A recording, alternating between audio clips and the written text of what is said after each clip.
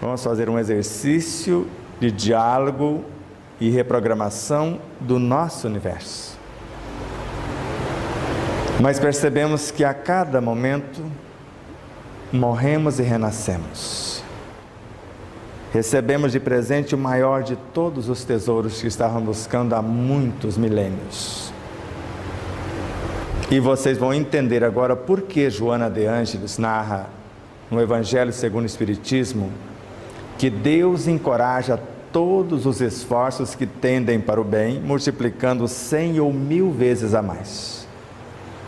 Porque todas as vezes que intencionamos fazer algo nobre para promover-nos e auxiliar os que se encontram na retaguarda, de nossa consciência vêm intuições do reino de Deus em nós. De outros luminares chegam as inspirações. E essas duas potências, interna e externa, multiplica 100 ou 1000 vezes a mais a potência que nós colocamos em movimento, que é a nossa inteligência, a nossa imaginação, os nossos pensamentos, os nossos sentimentos, intencionando construir ou reconstruir o nosso cenário e interferindo no entorno.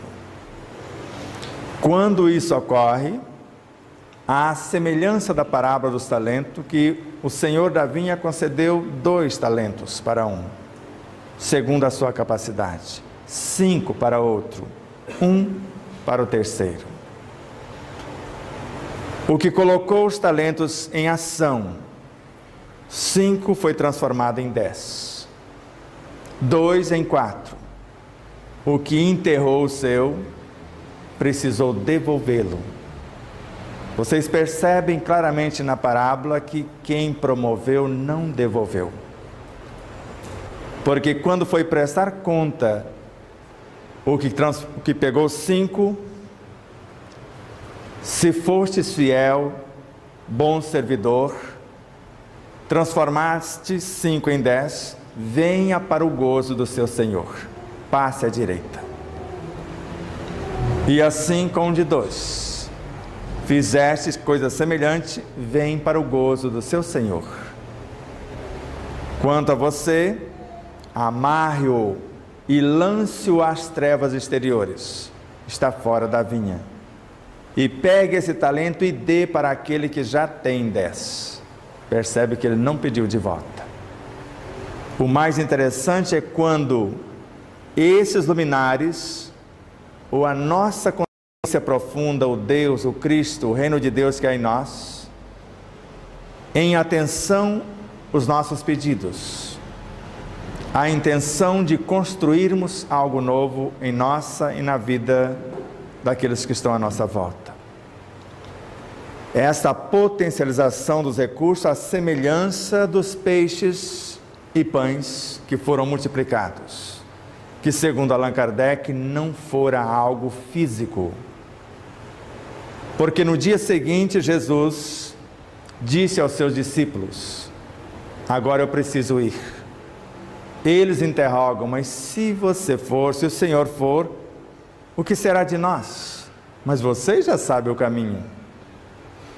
E eles interrogam: então mostra-nos o caminho. Mas eu sou o caminho. Então mostra-nos o Pai. Mas quem me vê, vê o Pai. Então faça um milagre. Mas não tinha feito um? Transformar alguns pães e peixes e alimentar 5.000 pessoas? Allan Kardec: se isso fora físico, a memória desses discípulos era bem curtinha. É justo imaginar que o nosso estômago não lembra o que ele comeu ontem, porque a memória é muito curta. Mas a memória de um discípulo esquecer um milagre tamanho, se fora físico, porque não fora. Estava ali uma multidão de emoções, de instintos, de sensações, porque todo o ensino do Cristo é interno. Uma multidão de pedintes do corpo físico, do perispírito, do consciente, do inconsciente, do subconsciente. E o Cristo que representa o nosso superconsciente E aqueles discípulos pedindo, eles estão com fome. E ele interroga, por que vocês não dão a eles o que comer? Mas não temos quase nada, mas o que tens? E eles apresentaram o que tinha de conhecimento, de moral, de virtudes. E ele impõe as mãos, gravando nessas virtudes as suas virtudes. Vocês perceberam pelo menos uma vez que ele fizera isto. Alguém me tocou entre a multidão de pedintes, porque eu senti desprender de mim virtudes, que entrou no universo de quem pediu. E agora eles começam a falar, e falaram tanto que faltou entendimento, sobrou peixes e pães. Os que foram recolhidos eram muito mais do que foram doados, porque tinha apenas alguns peixes e alguns pães. Na parábola, recolheram várias cestas de peixes e pães, o que sobraram. Então, quando estas consciências mais iluminadas sensibilizam pela sinceridade, pela humildade de quem pede, e quando a intenção é iluminar-se, iluminar os outros, libertar-se e propiciar recursos para que os outros se libertem, esses recursos desprendem das suas consciências em direção à nossa consciência. Nós, a alma, pedimos, e o Cristo interno em nós libera os recursos. E quando esses recursos vêm ao encontro da nossa realidade mental, nós criamos uma imagem, e essa imagem repassa as informações para os nossos veículos de expressão, os nossos corpos. E essas imagens colocam esse universo em movimento e ao mesmo tempo entram em contato com a natureza, que começa a enviar recursos incontáveis.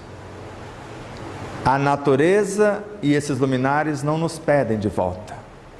O que promovermos é nosso.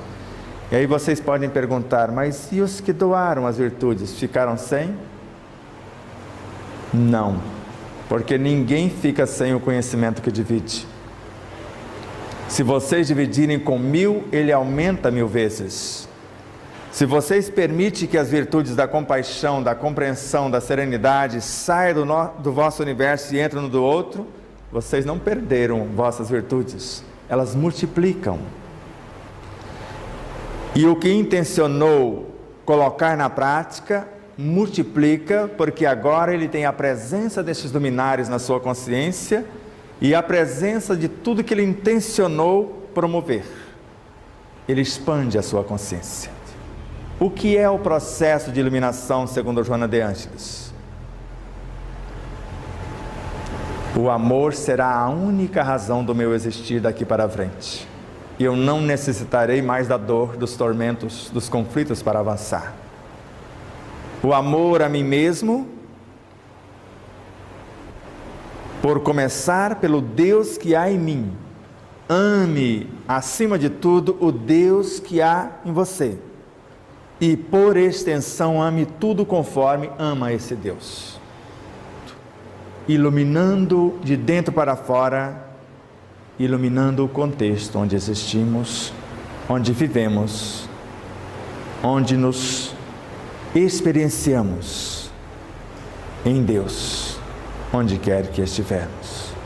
Que Deus nos abençoe, que o Cristo nos ilumine, que o seu Evangelho, como força, vitalidade e vida, nos conduza para o reino de Deus que há em nós, e que esse reino possa expressar-se e conduzir a tantos outros para caminhos semelhantes. Muito obrigado, muita paz. Você gostou?